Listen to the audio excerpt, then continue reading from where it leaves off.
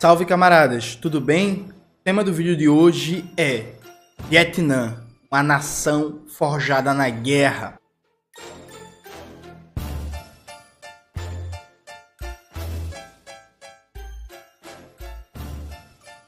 Antes de começar propriamente o tema do vídeo do canal, quero muito agradecer a você que ajuda a manter e melhorar nosso canal a partir do Apoia-se. Seu apoio é fundamental e indispensável para a gente continuar aqui o nosso Farol Brasil. Preferir o Pix, está aparecendo aqui com o QR Code na tela do vídeo. Camaradas, note, eu anunciei que em parceria com a Estrela Vermelha a gente vai viajar para o Vietnã. Eu falo a gente que vai ser eu e Maxwell. A gente vai para o Vietnã em novembro, vai gravar lá vários conteúdos sobre o Vietnã hoje, né? Várias polêmicas em torno do Vietnã hoje. Nesse vídeo do canal, mantenha ele na tela, Maxwell, por favor. Eu detalho os vídeos que eu pretendo gravar, né?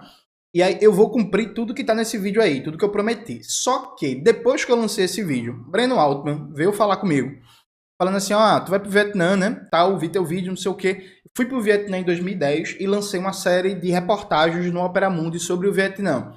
Eu li as séries de reportagens do Breno Altman, ficaram muito, mas muito boas, inclusive. Parabéns, Breno Altman, parabéns a toda a equipe do Opera Mundi, ficaram fantásticas. As reportagens são datadas, claro, porque são 2010, né, gente? A gente tá em 2025, 15 anos se passaram, mas é um material muito bom pra gente pensar o Vietnã. Então o que é que eu vou fazer aqui com vocês? Eu vou debater, em alguns vídeos, os textos do Breno Altman sobre a viagem dele do Vietnã em 2010, tá?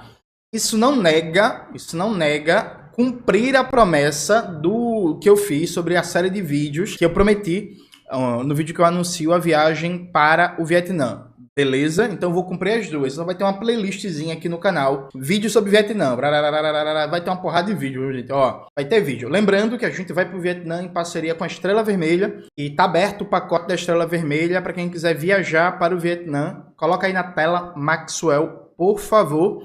Lá, pacotezinho da Estrela Vermelha, como é o roteiro, como é que vai ser a viagem, quantos dias, tudo muito bem, muito organizado, tudo foda. Enfim, a galera do Estrela Vermelha faz um trabalho fantástico.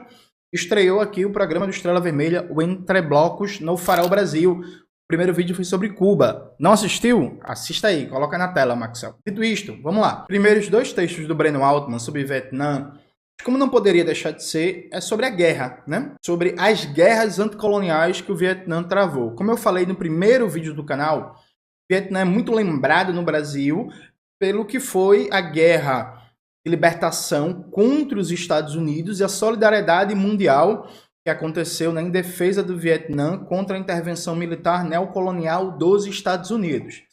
E aí, gente, tem uma questão que é fundamental. Veja, praticamente todo país do mundo, ele tem seu mito fundador nacional. E aí, a gente usa o termo mito não no sentido pejorativo, não no sentido de mentira. O mito como uma construção cultural, simbólica, folclórica, ideal, que mistura verdade, mistura exagero, mistura mentira, mistura distorção, mistura realidade, que dá o sentido, que dá a alma, que dá uma noção subjetiva do que particulariza um povo frente a outro, um país frente a outro. Necessariamente o mito nacional, ele tem base na realidade, mas ele tem também criatividade, inventividades, né? Ele tem tradições inventadas, como diria o Eric Hobsbawm. Praticamente todo país do mundo tem seu mito nacional fundador e tem o seu pai da pátria, né? Ou pais da pátria. O Brasil é um país muito particular, porque o Brasil nunca conseguiu definir seu mito fundador nacional. Veja, o Brasil não tem isso, viu? Você que é trabalhista, você vai dizer, não, o momento fundador do Brasil é a Revolução de 30, o governo Getúlio Vargas. Você pode achar isso. Isso não está consolidado na formação social brasileira. O Exército Brasileiro hoje diz que o mito fundador do Brasil é a Batalha dos Guararapes, onde nasceu a pátria, que inclusive Jaboatão dos Guararapes, que é a cidade que eu morei muitos anos, reivindica isso, né? Dentro de Jaboatão tem lá, Jaboatão, a pátria nasceu aqui. Para algumas pessoas, o mito fundador está na independência, para outros está no reinado de Dom Pedro II, especialmente a partir do golpe da maioridade.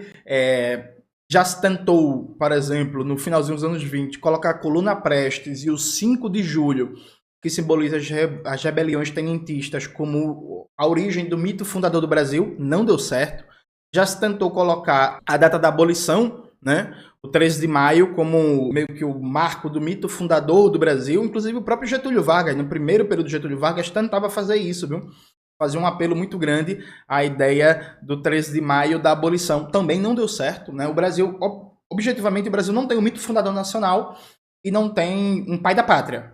Isso é importante, né? É muito chamativo, por exemplo, quando eu fui para a Colômbia, foi muito claro ver a relação diferente que os colombianos têm com a sua nacionalidade e com a história nacional em comparação com o brasileiro, porque assim, Bolívar é o pai da pátria, né, na Colômbia, e ele é onipresente. Onipresente em todo buraco, em Bogotá, pelo menos. Você tem, e não só em Bogotá, em Cartagena das Índias também, você tem referência a Bolívar, assim, assustador, né? A gente não tem nada semelhante no Brasil, né? A gente não tem um Bolívar na história brasileira. A gente não tem um equivalente na história brasileira ao que a França tem com a Revolução Francesa, ao que a Inglaterra tem com a Revolução Gloriosa, ao que os Estados Unidos têm com a Revolução Americana, o que a Turquia tem com a proclamação da República e a Revolução Camelita, do Kemal Atatürk. A gente não tem nada semelhante a esses países, né? E no caso do Vietnã, embora o povo vietnamita, que é composto de várias nações, inclusive, gente, mais de 30 nações, nacionalidades diferentes, tem uma história milenar, a gente pode dizer que o Vietnã moderno surgiu a partir de mais de 100 anos de resistência anticolonial contra invasores estrangeiros. Esse ponto aqui é fundamental. O Breno Altman, no primeiro texto dele sobre o Vietnã, o título do texto é Vietnã celebra 35 anos de vitória contra os Estados Unidos. Maxwell está colocando aí na tela para vocês verem o texto. Vou ler alguns trechinhos aqui para vocês, né? Logo no começo do texto diz o Breno Altman. Ainda amanhecia quando milhares de vietnamitas, organizados em colunas, começaram a se aproximar do Parque 30 de Abril, diante do antigo Palácio Presidencial, na cidade de Ho Chi Minh.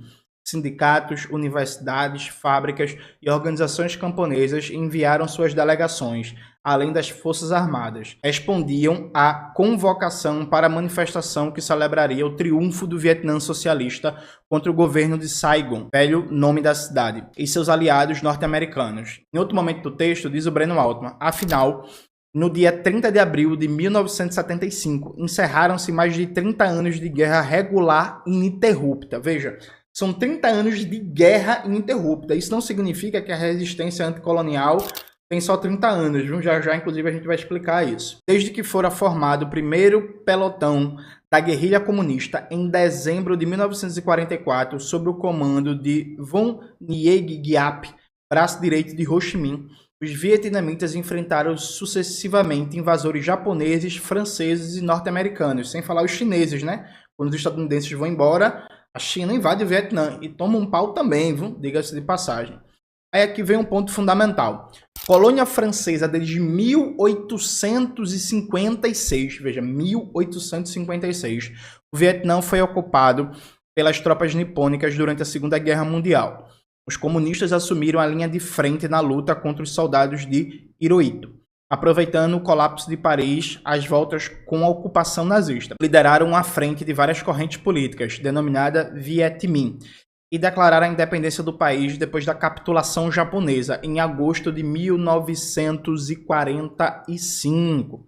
No dia 2 de setembro do mesmo ano, nascia a República Democrática do Vietnã. Um pouco mais abaixo, continua o Breno Altman. O general de Gaulle, presidente da França, assim que viu derrotado o nazismo, ordenou que suas tropas sufocassem os rebeldes vietnamitas. Foram 8 anos de sangrentos combates. Os homens de Ho Chi Minh e Giap organizaram uma poderosa resistência guerrilheira, que progressivamente aterrorizou e desgastou os franceses. Mais de 90 mil gauleses perderam a vida nos campos de batalha. A estocada final contra os colonizadores foi em 1954. Ficou conhecida como a Batalha de Dien Bien Phu, uma região no noroeste do Vietnã, perto da fronteira com o Laos. Os franceses imaginaram-se invulneráveis nessa posição estratégica, do qual planejavam sua contraofensiva a partir de uma grande concentração de recursos humanos e materiais.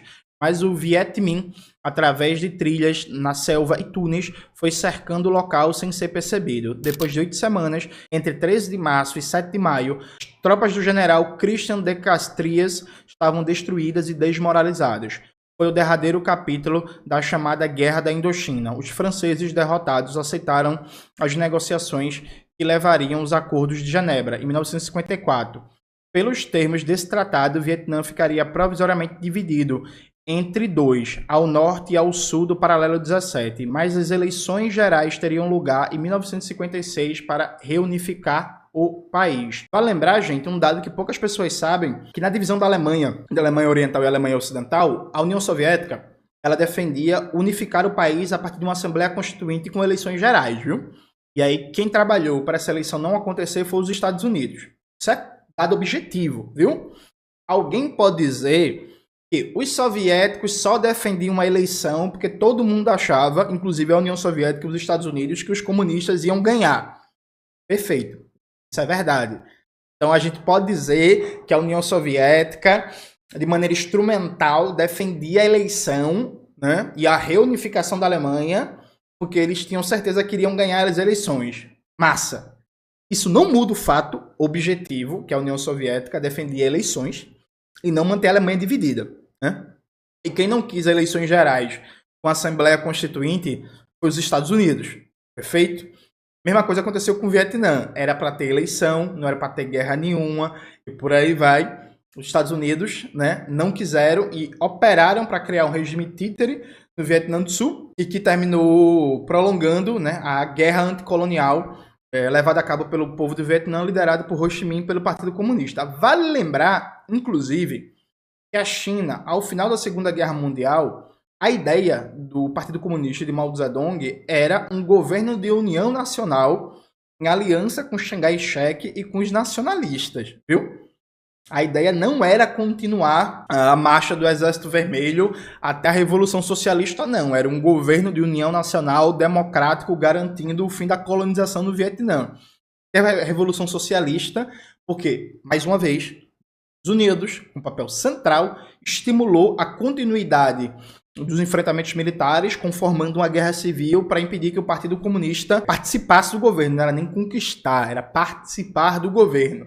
O Partido Comunista, no final, vence a guerra, e aí você tem a vitória da Revolução Socialista e Anticolonial, que cria a República Popular da China. Mas a ideia inicial de Mao, que inclusive os chineses admitem sem problema, viu? Aquela série de filmes sobre a história da China moderna, acho que é o nascimento de uma nação, a criação de uma nação, eu esqueci o nome agora. Me pergunta, Maxwell, para colocar na tela, por favor. Mostra abertamente a cena de que Mao e o Partido Comunista, no final da Segunda Guerra Mundial, defendiam um governo de união nacional com Chiang Kai-shek e os nacionalistas, e não a continuidade dos enfrentamentos. Feito? Importante saber dessas coisas. Inclusive, isso está debatido no meu livro, A Batalha pela Memória, Reflexões sobre o Socialismo e a Revolução no século XX. Como em uma porrada de momentos, os comunistas defendiam eleições, e o imperialismo não queria eleição não, porque ele ia perder. Ah, Johnny, mas os comunistas só defendiam a eleição onde eles ganhavam. Veja, meu querido, minha querida, você aí que é de direita, você que é bolsonarista, você que é liberal, fique à vontade para sustentar que a defesa dos comunistas de eleições não era um compromisso com a democracia, não sei o quê. Fato concreto é, na China, na Coreia, Vietnã, Alemanha, Indonésia, no Irã e numa porrada de lugares, os comunistas defendiam processos eleitorais, Assembleias Nacional Constituintes que foram impedidas por golpes militares, guerras, violência e invasão promovida pelos Estados Unidos. Fato. Feito? Aí, assim, a gente pode debater muito a interpretação dos fatos, mas a gente não pode negar os fatos. Massa? Vamos continuar. Quando se consolidaram as perspectivas de vitória eleitoral dos comunistas, os grupos conservadores chefiados pelo católico Ngo Dinh Diem deram um golpe de Estado no Sul e cancelaram as eleições. Os Estados Unidos, que já tinham sido os principais financiadores das operações francesas, assumiram a defesa do regime de Saigon. Forneceram, a princípio, recursos, armas e assessores militares. E aí depois se envolveu diretamente invadindo, contudo, o Vietnã, né? E aí continua o Breno Altman. Washington se viu forçado às negociações de Paris, que levaram à retirada de seus soldados em 1973. O regime de Saigon ficou por sua própria conta. não permaneceu de pé muito tempo. Em 1975, o Vietnã reconquistava sua unidade nacional e os comunistas venciam a mais duradoura guerra do século XX. Os mortos vietnamitas, civis e militares, chegaram a 3 milhões, contra apenas 50 mil sobrinhos do tio Sam. 2 milhões de cidadãos, incluindo filhos e netos da geração do conflito, padecem de alguma deformação genética pela dioxina, subproduto cancerígeno presente no agente laranja, fartamente empregado pelos norte-americanos. Além de perdas humanas, a economia do país foi quase levada à idade da pedra, como preconizava o general norte-americano Curtis LeMay. Veja, gente, esse ponto aqui é muito importante. Veja, o Vietnã não só teve mais de 2 milhões de mortos, mais de 2 milhões de pessoas têm deformações, deficiências e tal, por causa dos impactos, né, das armas químicas e biológicas usadas pelos Estados Unidos. E, presta atenção aqui, normalmente nesse cálculo, e eu entendo a dificuldade de fazer o levantamento desse número, mas normalmente nesse cálculo não se faz um levantamento estatístico sobre o número de pessoas que ficaram com depressão, com síndrome do pânico, com ansiedade, com agressividade, com bipolaridade, com dificuldade de relacionamentos sociais e por aí vai. A guerra, ela é normalmente contada no número objetivista, que é o número de mortos e feridos, perfeito? Só que uma guerra não causa só efeito a termos de número de mortos e feridos, né? É muito difícil precisar quantas mulheres sofreram violência sexual e tiveram que carregar isso pelo resto da vida. É muito difícil de precisar quantas pessoas ficaram traumatizadas, quantas pessoas se suicidaram nos anos depois por causa das barbáries que viram ou que sofreram. É muito difícil precisar o número de depressão, de ansiedade, de dificuldades de relacionamentos sociais, de tudo o que uma guerra causa. Veja, o Vietnã, ele foi acossado por um processo de mais de 100 anos de luta anticolonial. Se o Fanon estiver certo, e eu acho que está, nos Condenados da Terra, o Fanon diz que o colonialismo é essencialmente um experimento de domínio político-militar, né? A gente precisa entender o colonialismo como um processo de domínio militar que é continuado, reproduzido por uma burocracia civil e policial, mas o processo de estabelecimento do empreendimento colonial, em última instância, sua manutenção, depende de força militar. Quando o Vietnã consegue vencer todos os colonizadores, a gente está falando de um processo em que marca a identidade nacional do país. Então, a memória das guerras, a memória da luta de libertação nacional é parte do ethos do povo vietnamita. O povo vietnamita, o Vietnã moderno, tem uma ligação milenar com a tradição, com a sua história, mas tem um ponto de ruptura desse Estado, dessa nação moderna, a partir da luta anticolonial, da sua libertação nacional. Isso tem consequências de larga dimensão, tanto é assim que o pai da pátria no Vietnã é o Ho Chi Minh, que é o comunista líder do processo de libertação nacional. O grande símbolo da libertação do Vietnã, o grande nome, o grande teórico, o grande estrategista político, o grande formulador teórico da luta de libertação no Vietnã. Ao mesmo tempo, gente, veja, isso não é um passeio no parque, né? Você pensar que um país foi forjado a partir de mais de 100 anos de guerra, as consequências disso são difíceis de dimensionar. É pesquisa para uma vida, assim, uma vida inteira, você se dedicar a uma pesquisa científica sobre os impactos da guerra do Vietnã no cotidiano do país hoje, né? Na economia, na política, na cultura, nas relações familiares, na música, no cinema, em tudo, assim. Não dá para pensar o Vietnã fora do que essa experiência traumática de mais de 100 anos de guerra, inclusive pensar o debate econômico sobre a tal da economia de mercado orientada ao socialismo, que é como os vietnamitas chamam o seu modelo entre aspas, né, gente? Modelo é uma palavra ruim, mas enfim, vocês entenderam, o seu modelo econômico sem considerar o elemento da guerra. Veja, recentemente eu gravei um vídeo no canal, é a Rússia um país anti-imperialista? Interrogação.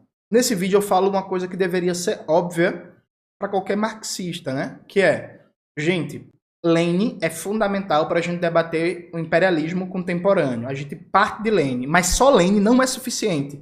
Porque Lenin não viu a Segunda Guerra Mundial, ele não viu a bomba atômica, criação da OTAN, Conferência de Bandung, movimentos não alinhados, etc, etc, etc, etc, etc, etc. Teve gente que pegou essa fala, e aí aqui não estou estimulando treta, não estou só fazendo uma declaração objetiva. teve gente que pegou essa fala, a maioria deles fãs do Gustavo Machado, e vieram dizendo que eu digo para não ler Lênin, que Lênin não presta, que Lênin é inútil, que tem que parar de seguir Lênin, tem que seguir Jones Manuel. Veja, eu nunca falei isso, né? Enfim, o X da questão aqui é, Marx e Engels nunca, nem sequer projetaram, imaginaram o que é construir o socialismo num país majoritariamente rural, destruído por mais de 100 anos de resistência anticolonial e mais de 30 anos de guerra ininterrupta. É isso, veja. O Vietnã, a partir do momento que ele consegue se consolidar, né, como um país livre do ponto de vista político, o Vietnã, gente, ele não tinha basicamente indústria, né? Assim, o Vietnã, objetivamente, era difícil falar em cidade, no sentido forte da palavra cidade, depois de mais de 30 anos de guerra ininterrupta, de tal nível de destruição que estava o país. Então, uma das coisas que me incomoda há muito tempo, eu registrei isso inclusive no meu livro, Batalha pela Memória, fazendo uma crítica ao Perry Anderson, né? Historiador genial, brilhante, adoro, sou fã. Dito isto, Perry Anderson, naquele livro que foi lançado pela Boitempo Editorial, Considerações sobre o Marxismo Ocidental e na Trilha do Materialismo Histórico, acho que é esse o nome dos dois livros juntos. Bota na tela, Maxwell, por favor. O Perry Anderson faz um comentário sobre a China e o Vietnã que ele simplesmente desconsidera os anos e décadas de guerra, de luta anticolonial. Então, assim, é claro que a gente vai pensar a teoria da transição socialista tendo como base a obra de Marx e Engels, mas desculpa, Marx e Engels nunca viram, nem sequer projetaram algo como é a realidade do Vietnã. Então, se você abrir o Crítica ao Programa de Gotha e quiser, daquele livro, explicar o Vietnã, vai dar errado, né? Porque é isso, a gente está falando de um território destruído, mais de 30 anos de guerra ininterrupta, e marcado por mais de 100 anos de luta anticolonial, em que, eu repito, do ponto de vista de pesquisa histórica, é tarefa de uma vida você determinar em toda a sua profundidade os impactos daquilo ali na construção do socialismo. Porque, veja, guerra é, por essência, um fenômeno antidemocrático, no sentido de que, por mais que, é lógico que o programa, por exemplo, da Frente Nacional, liderada pelo Partido Comunista, fosse um programa em essência democrático, porque anticolonial, porque é libertar o Vietnã do trabalho forçado imposto pelo colonizador, da expropriação de riqueza, do regime de segregação racial e tal, não se faz guerra de maneira democrática, viu, gente? Guerra tem comando, viu? Guerra tem ordem, né?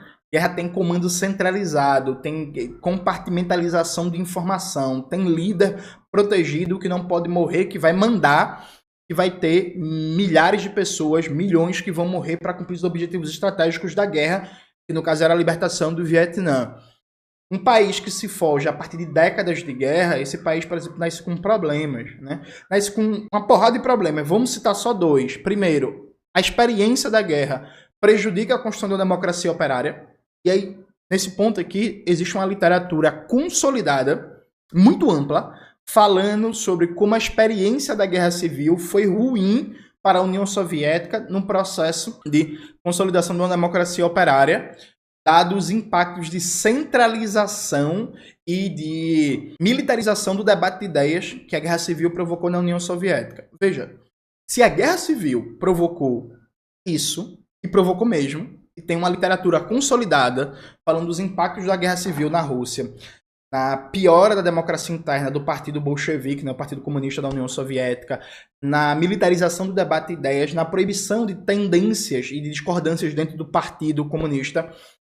Se a Guerra Civil da Rússia provocou isso, o que dizer de décadas de guerra no Vietnã? Vem cá, olha pra mim, tira uma dúvida assim. Vocês já pararam para ler algum autor ou autora que debate os impactos negativos de o Partido Comunista do Vietnã, o Partido Comunista da China e o Partido do Trabalho da Coreia, três partidos comunistas que estão no poder, né?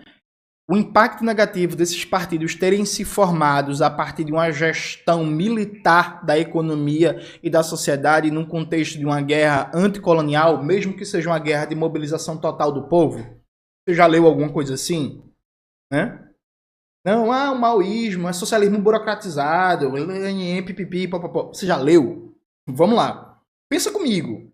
São mais de 100 anos de resistência anticolonial no contexto de extremo militarismo, que é o colonialismo no Vietnã. Você já leu alguma reflexão ou as pessoas dizem que o Vietnã é autoritário, o Vietnã é burocrático, o Vietnã não sei o que, tá um abstrato, né? Uma mobilização de um senso comum pseudo-teórico abstrato. Isso por um lado. Por outro lado, gente, guerra necessariamente condiciona um consumo restringido. Uma economia de guerra, ela precisa de muito pouco para funcionar. Economia de guerra produz os bens de consumo essenciais para as pessoas continuarem vivas e lutando, e basicamente está focada em produzir um material bélico. Né? Um partido comunista, uma direção política, uma nação forjada em décadas de guerra tem muita dificuldade mesmo, de desmobilizar uma estrutura econômica de guerra e passar à fase da construção civil. Particularmente no caso do Vietnã, porque diferente da União Soviética, quando começa a invasão nazista, a União Soviética tinha uma economia franco processo de industrialização, desenvolvimento das forças e por aí vai. Então ela faz a reconversão produtiva da economia civil para um complexo industrial militar total, que vai liderar os esforços produtivos de guerra, e quando acaba a guerra, a União Soviética faz uma reconversão em volta, né, voltando setores civis à sua origem civil. No caso do Vietnã, tinha bem pouca coisa para fazer uma reconversão, né? Assim, a gente está falando de uma economia pobre, pouco complexa, agrícola, hiper, mega subdesenvolvida, em condições objetivamente semicoloniais. O Vietnã não estava nem na condição de um capitalismo dependente, condições semicoloniais, coloniais do ponto de vista econômico. Essa economia, quando acaba a guerra, ela tem que passar por uma fase de construção civil. Passa por uma fase de construção civil simplesmente sem expertise, sem prática de construção econômica civil em tempos de paz. Né? Então, quando a gente pensa no nascimento do Vietnã, uma sociedade moderna, né, um pós-guerra, em que se consolida como um Estado nacional autônomo, a gente tem que pensar a partir desses prismas, sabe? A vida é dura, né?